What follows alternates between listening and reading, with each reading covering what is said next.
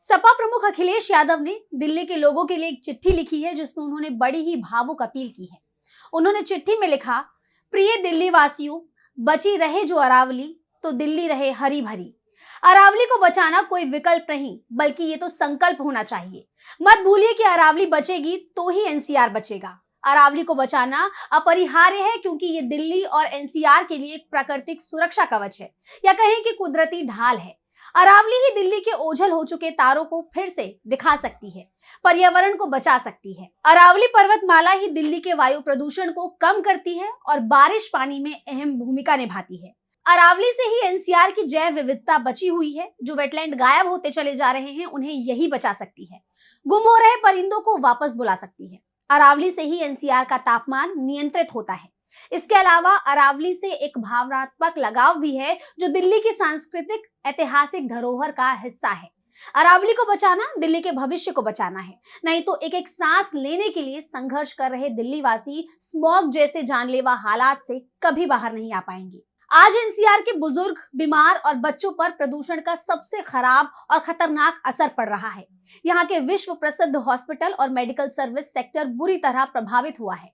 जो लोग बीमारी ठीक करने के लिए दिल्ली आते थे वो अब और बीमार होने नहीं आ रहे हैं।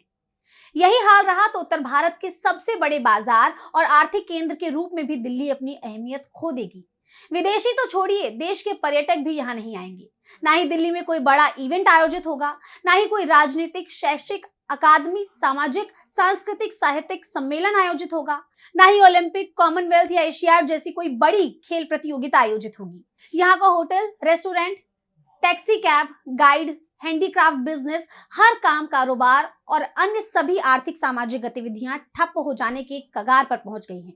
जब प्रदूषण की वजह से हवाई जहाज नहीं चलेंगे, ट्रेनें घंटों लेट होंगी, सड़क परिवहन असुरक्षित हो जाएगा तो दिल्ली कौन आएगा। यहाँ तक कि इसका असर भी ये पड़ेगा कि लोग अपने बेटे बेटी की शादी तय करने से पहले दिल्ली के हवा पानी के बारे में सोचने लगेंगे।